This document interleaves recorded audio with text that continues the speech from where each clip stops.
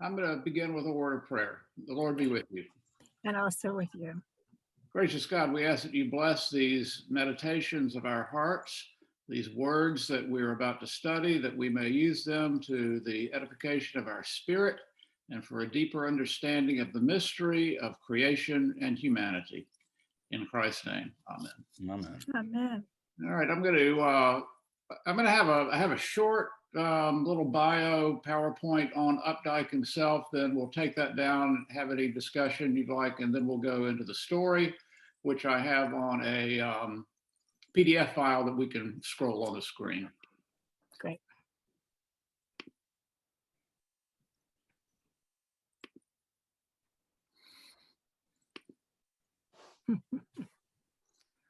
Okay, so John Updike lived a fairly long life. He was extremely accomplished during his lifetime, very prolific writer, novelist, short story writer, literary critic, artist. We'll talk about it in a moment. He wrote in a number of different genres, and we'll look at some of those in more depth. He was born in Reading, Pennsylvania, 1932. He grew up in a smaller town called Shillington, and this is the home in which he grew up. Very middle class, Northeastern existence, and that becomes the settings for most of his books. That's somewhere in the Northeast or New England in middle class, mid-century situations. Valedictorian and president of his high school class, won a full scholarship to Harvard. And while at Harvard, he pursued his degree in English, which he got in '54. He was president of the Harvard Lampoon, which is their student humor magazine. And this is the Lampoon office in the picture. Wouldn't that be the greatest office in the world? You have this tower and then these Gothic rooms. I mean, that must have been a blast to work there. Graduated summa cum laude and Phi Beta Kappa from Harvard, and went from there to study at the Ruskin School of Fine Art at Oxford. And his ambition was to become a cartoonist. That might strike you as odd, but he had this compulsion to write and to communicate since he was a boy. And at the time, you'll recall that cartoons were widely syndicated. Newspapers all over the country carried the same cartoons once you got picked up by a syndicate. And so he saw this as a way to get his thoughts out to the widest possible audience. Well, after Oxford, he does go to one of the foremost publishers of cartoons in magazines, the New Yorker, but not as a cartoonist. He rather goes as a staff writer and is on staff there for 2 years. And at the same time he's on staff, he begins writing for his own publication, first in short stories and then novels. And his writing just takes off. Over the course of his life, he publishes 23 novels, 18 short story collections. I'm not sure how many stories are in those, but hundreds. 12 collections of poetry, 4 children's books, and 12 collections of nonfiction, mainly literary criticism. And he did have a beautiful memoir, autobiography also, which is mentioned in the intro to our story. Received a lot of awards. I just mentioned some of the most prominent: the Pulitzer Prize for Fiction twice, the Man Booker Prize, the O. Henry Prize twice, National Humanities Medal, and an honorary Doctor of Letters from Harvard. He's probably best known for a couple of series of novels he wrote. First, the Rabbit series, which began in the late 50s, where he chronicles the life of this middle-class businessman, young father, set in suburban Pennsylvania, and his name is Rabbit Angstrom. And Updike will frequently use names to give us a cue as to what's going on internally with the person. And so Rabbit Angstrom is, yes, full of angst. And he explores this existential angst, which he sees as extremely prevalent all across middle America. And what is that about? What might be an antidote to it? He goes on Rabbit Run. Angstrom is probably late 20s when he starts the book, followed by Rabbit Redux, Rabbit is Rich, and then Rabbit at Rest, chronicling the arc of his whole working career and family relationships, which are extremely important, and sexual runnings around, and he doesn't shy away from having very strong sexual scenes in his books because he felt like that was very much a part of mid-century reality. You might recall he wrote in quote from the intro in the book. What small faith I have that God already knows what small faith I was given. Let me start over. What small faith I have has given me what artistic courage I have. My theory was that God already knows everything and cannot be shocked.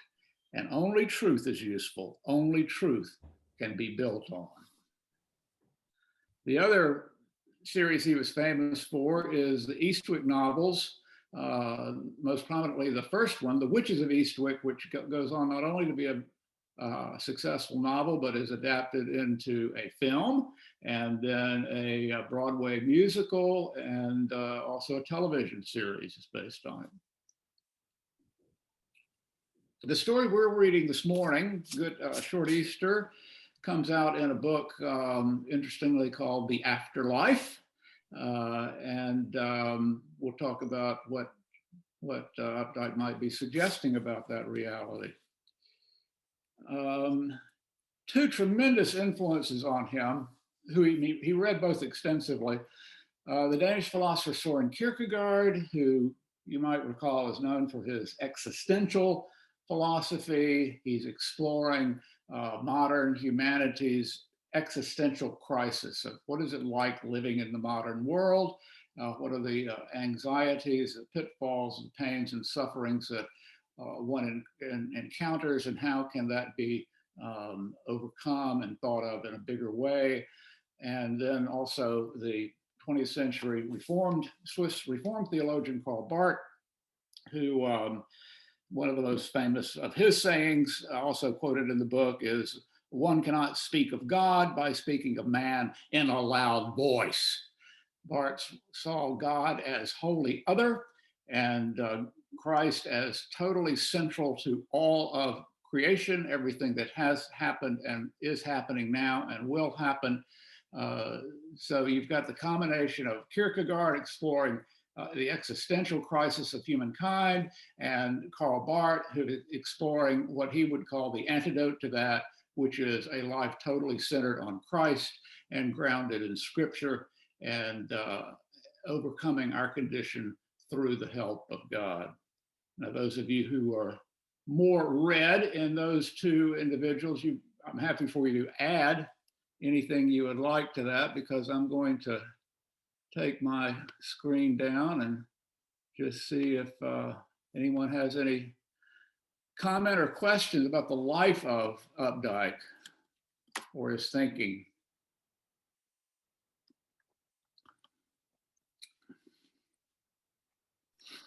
We ready to get into the story then? Are you going to show us the art? You know, I don't know. I didn't get any of his cartoons or art. I should have done that. I forgot to look for any of that. I'll look for it. I'm just curious. Yeah. Yeah. I mean, Flannery Connor's cartoons are just hilarious. Yeah. Was everyone able to read the story beforehand? Okay. All right, let me put that up. And twice and I didn't have time. I've got Is Kathy in the waiting room?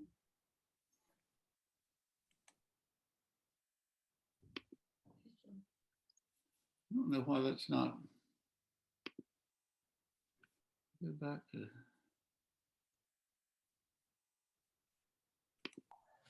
John, my experience is it's got to be open on your screen. Yeah, it is. Okay, there we go. There we go. There it is. Yeah.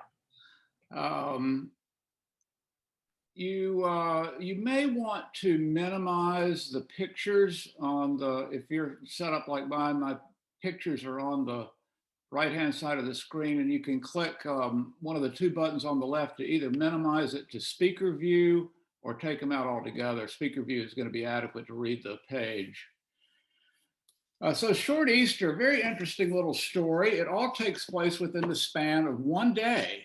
In fact, it's all during daylight hours that this thing happens, and focusing really just on one character whom Updike chooses to call only by his last name, Fogel. Boy, interesting way to do that. It kind of keeps Fogel at an arm's length, at maybe a more objective point of view from the point of view of the reader. No other characters in the story are named except for the couple who host some Easter brunch, which doesn't get a great review from Fogel. So think of the name Fogel, what it's composed of. First part of it, of course, is fog, Fogel. Makes you wonder how foggy Fogel is in his perceptions and his thinking. And interesting reflection there at the beginning of the story.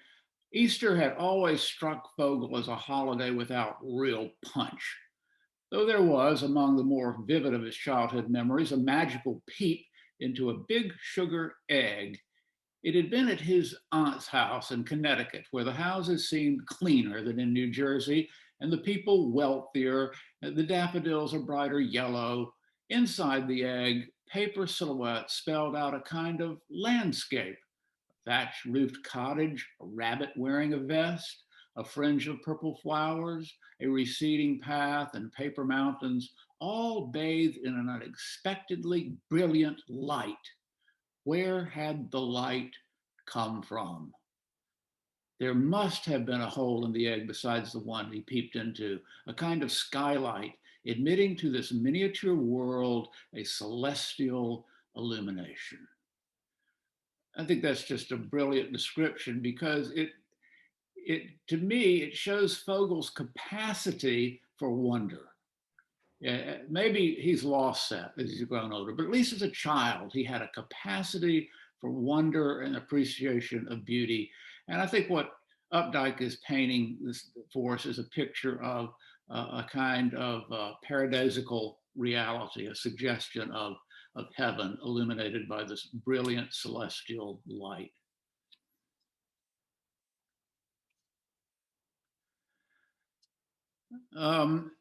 Then he has this encounter with somebody in a very aggressive car with some sports car with a black covering over the front grille, and this young guy is being very aggressive in driving, and Fogel's in his stately Mercedes.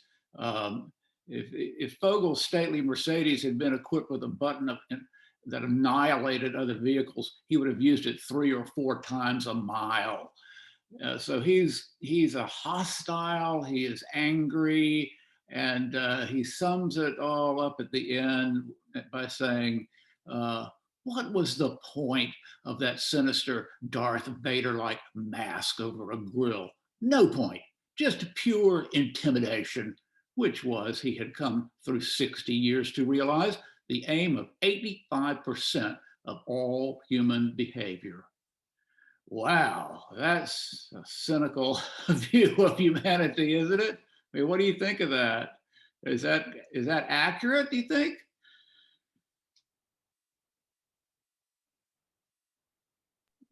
I think for me, for part of this short story, when we get this sense of his aging and his body mimicking the creaks in the house and all the rest of that, this whole testing of powers, there's a almost a pushback against what's happening. Mm-hmm. So he's got to claim his, I don't know, I think Updike calls it the testing of powers. He's always kind of testing. And I was amazed at the level of hostility and rage mm-hmm. That comes through in his character, whether it has to do with the ending of a previous relationship or going out in the garden. He wants to annihilate the garden too. I mean, there's a lot of anger in this guy. That's a great observation. One of the beginning of the very next paragraph, his body's accumulating failures also angered. Mhm. And so here's a guy, he's grappling with the onset of old age, and physical powers maybe aren't what they want. His mental powers obviously aren't what they once were either. And he launches into this memory of being on the airplane and observing the younger couple chatting it up and flirting with each other. And he's kind of putting himself in the position, or would like to be in the position, of the young man. And he was in that position earlier. And he launched, and then from that, reminding him of this affair that he had conducted years earlier, who the woman is never named. It's interesting that Updike keeps everything kind of depersonalized in this.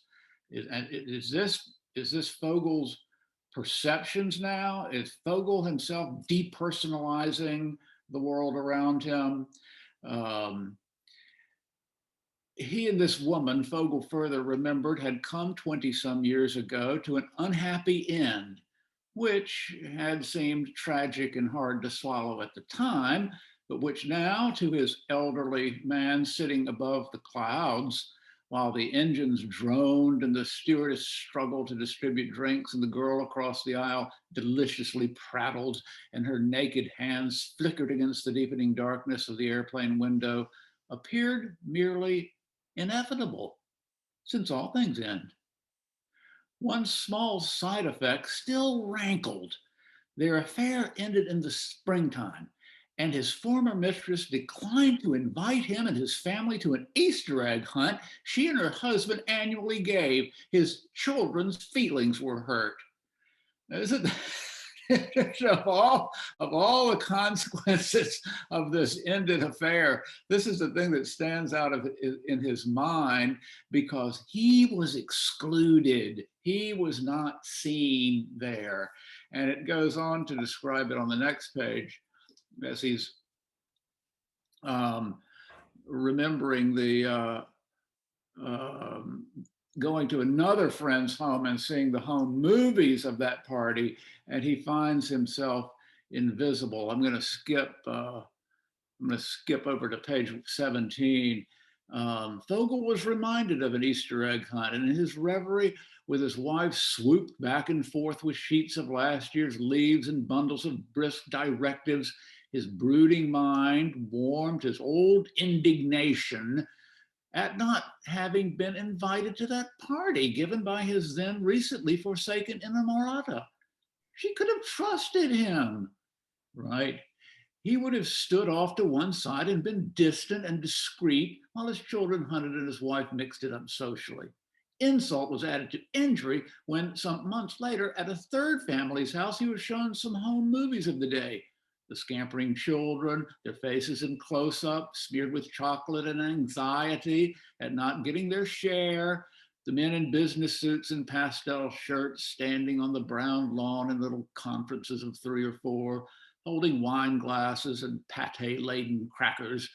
And the women, all in miniskirts in that era, swooping about after their children with brown paper bags and discarded sweaters. It was a familiar scene year after year, except that this year he was not in it. No matter how the camera panned and skidded from group to group, Fogel was invisible. And it makes me wonder, is this somehow a premonition of his death, when he will be no longer visible on earth, being annihilated from creation? There is the right before that, the interchange with his wife. She's a real go-getter. I mean, you can imagine this woman's energy seems unbounded. As Fogel sat at the breakfast table with the newspaper, trying to remember which sections he'd already read, he felt pushed from behind, tailgated. It's like the aggressive young guy in the car. He feels the same thing from his wife.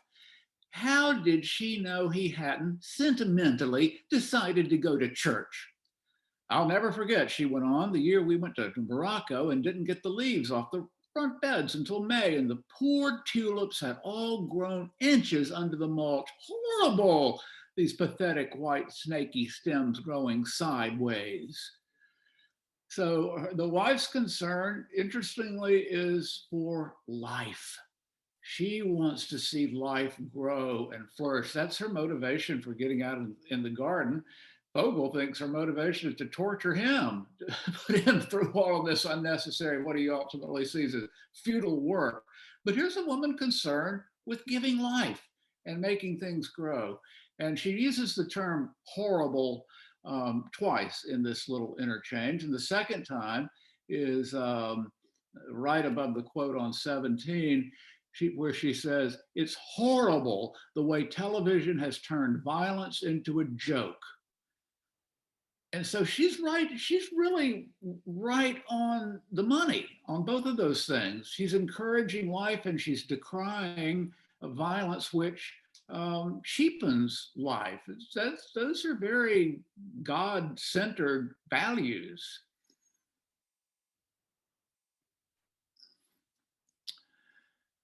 And then as he's working out in the garden, the rake, the tongs of the rake are breaking, he's getting frustrated. And one of his fantasies was a kind of ray gun that directed at a plant or tree would not only kill it, but instantly vaporize it into a fine fertilizing ash.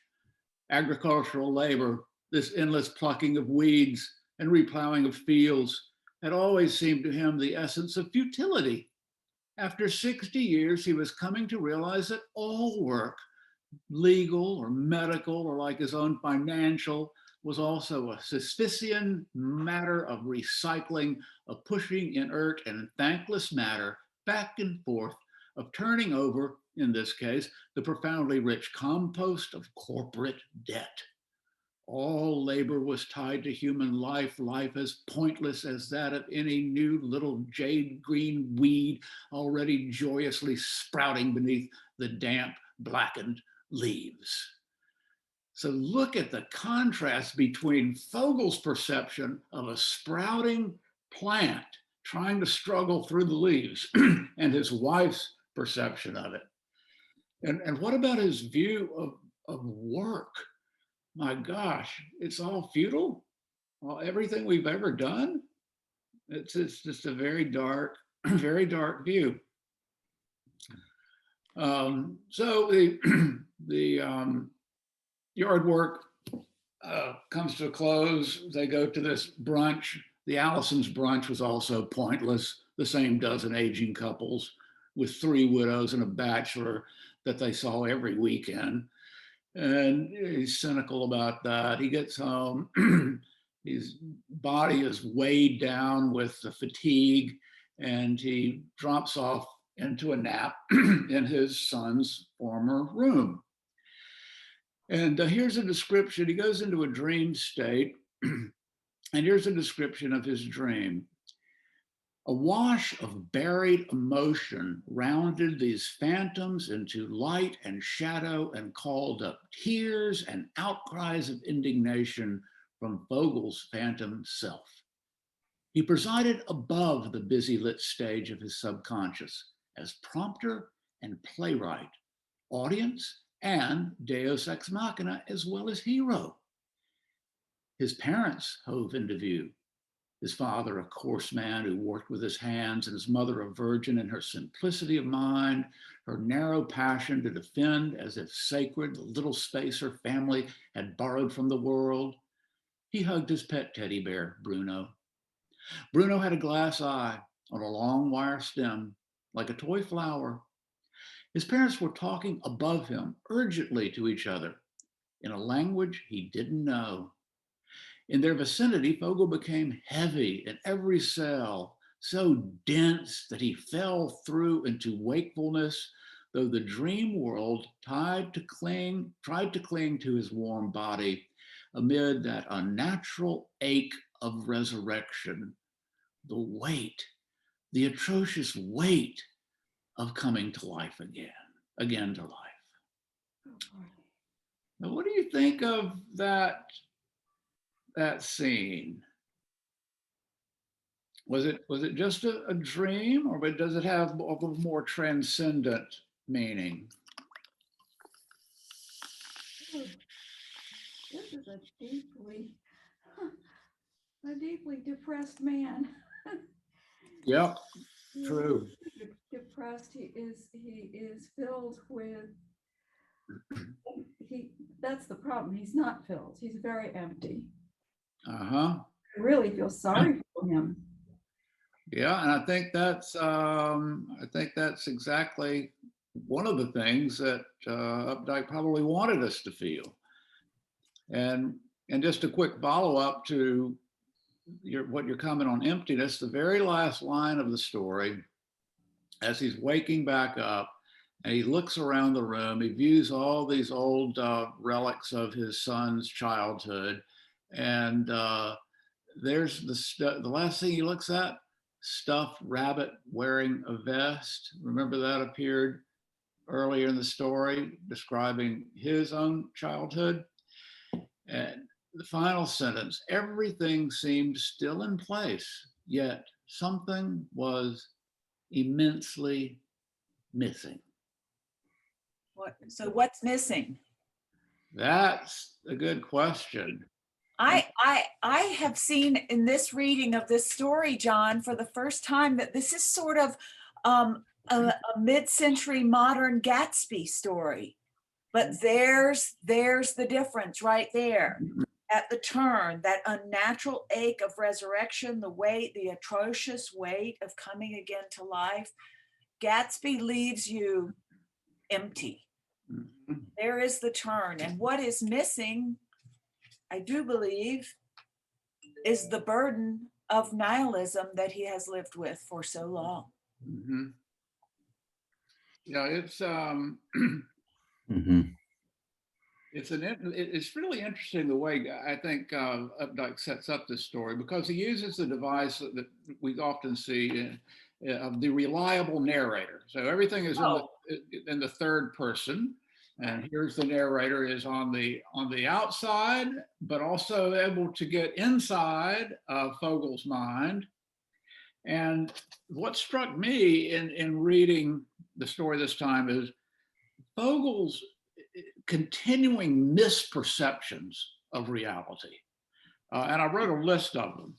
Well, first, his first misperception is that Easter can be shortened.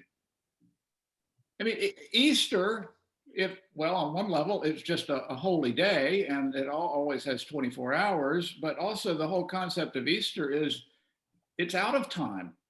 Easter's the day of resurrection where time is transcended. So you can never shorten something that is outside of time. And then there's our comment early on, intimidation is 85% of human behavior. I don't think that most people react that way.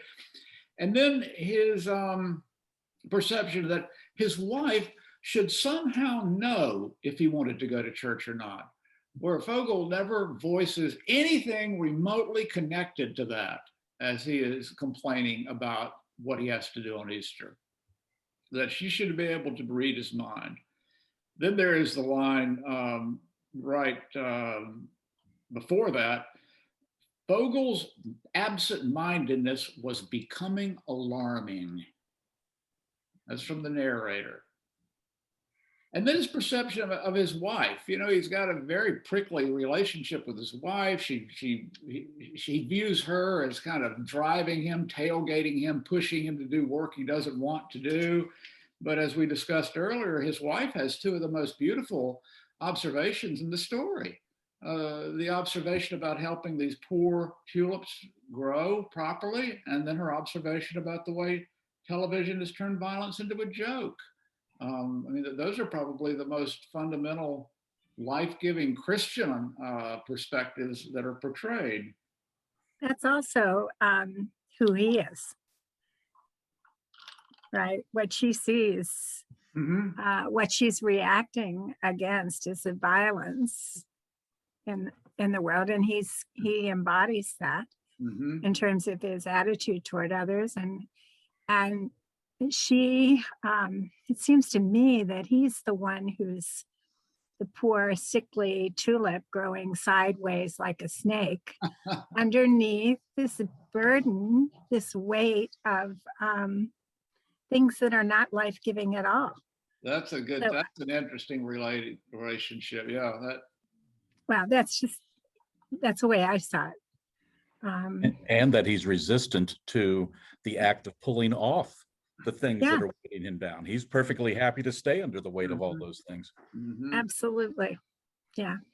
I think he's a man who feels shortchanged by life, and it starts with short Easter, that there's an hour missing from that day, and he feels like there's something missing. So I'm Yeah. reading into it a little bit more, that he feels shortchanged. So he is actually kind of in a perpetual little bit of a temper tantrum. Mhm. Don't miss that last paragraph. There's The, a lot in that last paragraph. yeah, I wanted to go back to that because I think, to me, this is the most glaring misperception. Is he has this dream, which to me is filled with all kinds of transcendent images, where he is reunited with parents, and is able to go back in time and revisit his childhood, and he seems to completely miss the transcendent experience there. Mhm. And so when he gets to the end of the story, that last line that something is immensely missing. Mhm. And so how would we name the thing? We all recognize that something is immensely missing in Vogel's life. How would you name the thing that is missing? I don't have the text right in front of me. Could you remind me about the line about 85% of human interaction? It is for the purpose of intimidation. Okay. Because you had posed the question before, is that something that we believe in or that I believe in? And I certainly don't, but I'm thinking about all of his interactions. When he talks about the young man in the scarlet sports car, he also says that Vogel, pressed on the accelerator to keep abreast of the young man, to keep him in the doomed lane. I mean, He did the same thing. yes. When he talked about the slighting of not being invited to the Easter egg hunt, he kind of glossed over the fact that he was cheating on his wife and within an adulterous relationship. It just seems to me that while my point of view is not that 85% of human interactions for that purpose, I think that he does, because to me, what's missing is any shred of human compassion in this man. Yeah. Whose name, by the way, intrigued me, because you said something before about that they only used the last name, and was that to keep him sort of as an impersonal character. I was just intrigued by the name when I read the story, so I actually looked it up just to see what the origin was, and it's Yiddish.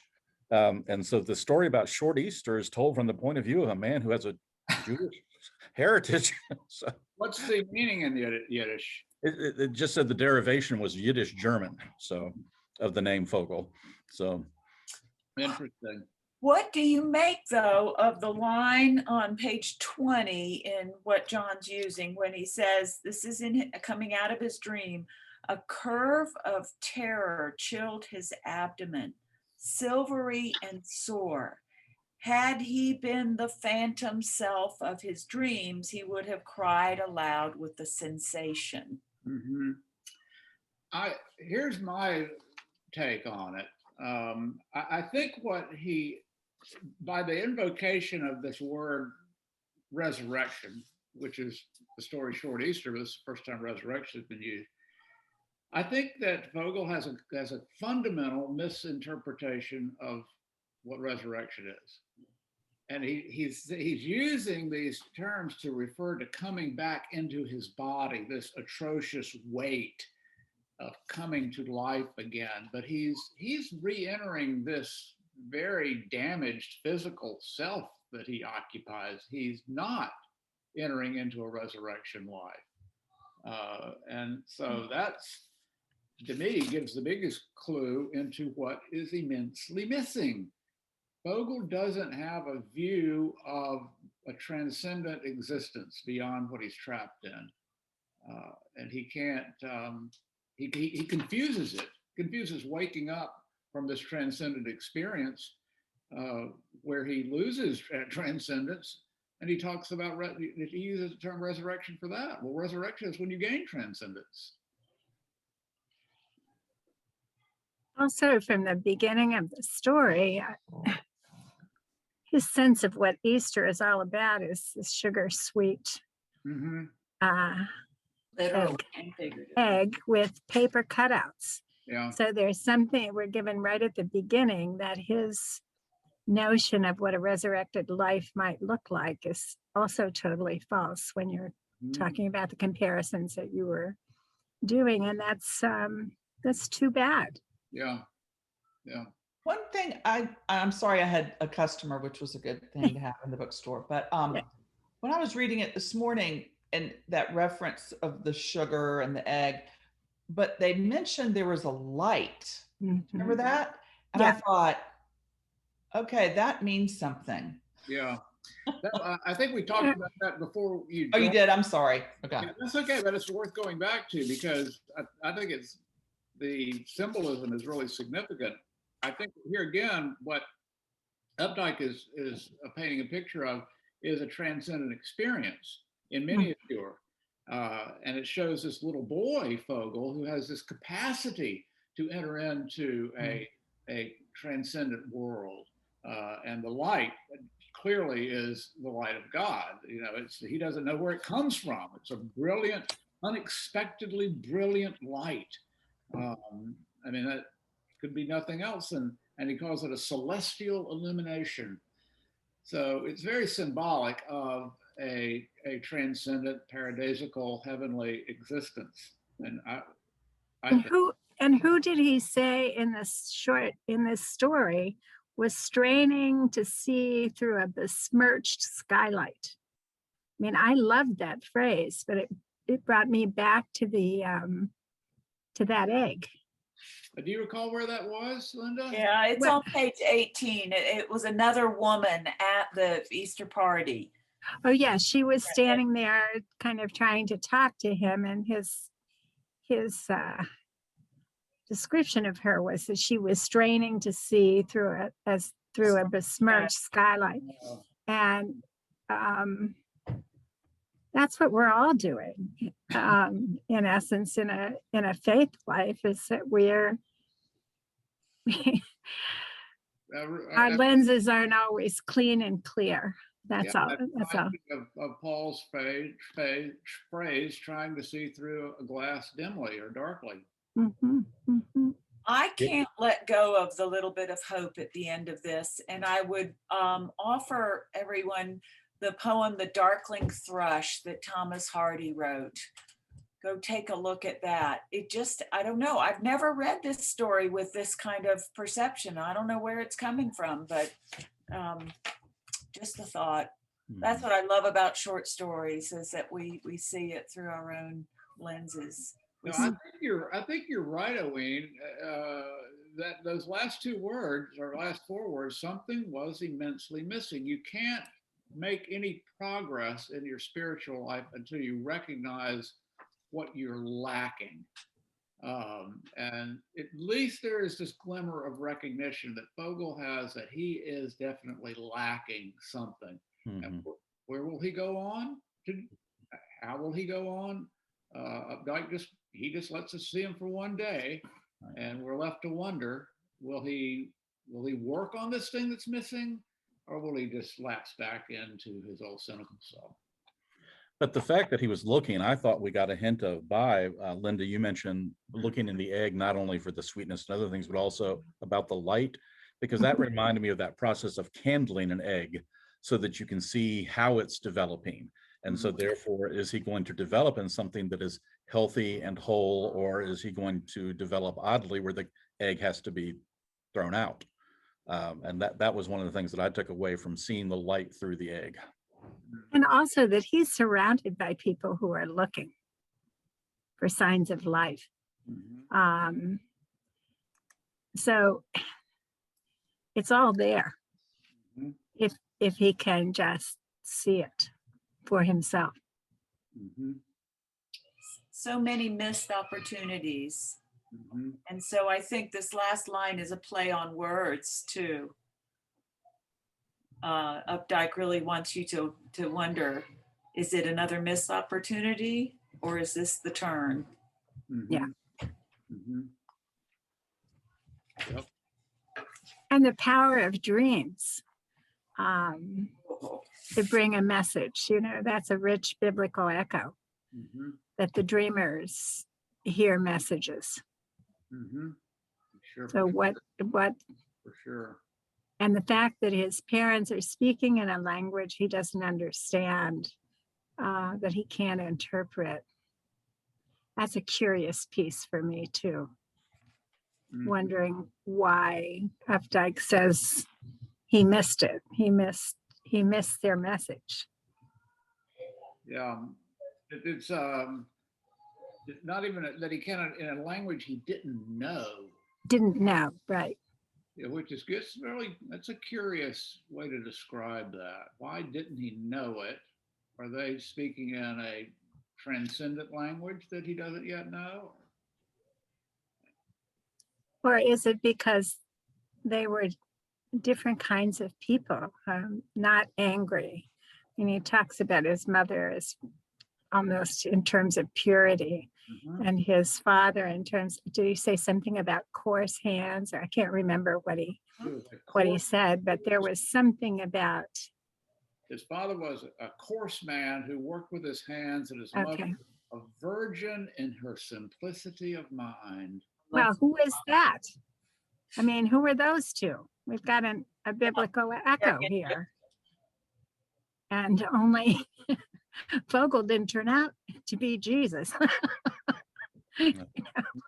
Ah, but there's another hint. Yeah. Well, I thought it was a fascinating little story. I'm glad we had the opportunity to dissect it a little bit and wonder about it, and hopefully we will have a renewed focus on what in our lives is immensely missing. Maybe not immensely, but missing. We all have. I'd rather think about it as, these short stories are so compressed. There is so much, so many layers in there. It's like being given a wafer and told that it's the body of Christ. Oh, what beautiful analogy. It's just, Mm, there's a lot here. Thanks, John. thank you so much. I'm not going to be able to continue with you because I'm going to start a series at Riverside Presbyterian where I normally teach with Ed Pratt Daniels. I'm going to do it 5 sessions this summer based on some of the programs I've done for y'all. I'm calling it 20th Century Saints, and I'm using Flannery, and I may use Updike for one of them, but use Joe's on Earth of White, and I can't remember who Teilhard de Chardin, and Albert Schweitzer and George Berkeley. thank you. I can't even remember what I'm teaching. Are you gonna post them, John? I wanted you to know that the work that I've done for you is going to bear fruit in other settings as well. So, Oh, good. Well then, and we look forward because you'll be joining us again once after that series is over with the ugliest pilgrim. yes, that's correct. Yeah, When is that, Owen? Do you have that? that is the 15th, just after you finish your series at Riverside. Oh, okay. Oh, right. Don't forget Updike's story, The Varieties of Religious Experiences. I think that was one of the last ones he wrote. I think he wrote it in 2005, Uh-huh. and it was published in the Atlantic. And do you have that available? I have it from, I can Google it. You can Google it, yeah. I bet we can get it on Bookshop. I bet so. It's not, it was only published in the magazine. So not as a book. Yeah, not Okay. as a book. So it It's is called available on the- Varieties of Religious Experiences. And it's on the Atlantic website? Uh-huh. All right. Well, Well, thank you all very much. A fun discussion. And I'm going to join you all on live stream in a minute, going into my little home altar. And we'll commune together virtually. All right, John. Y'all Thank have, you so much. y'all have a blessed week, and I look forward to being with you again. Thank you. Thank you.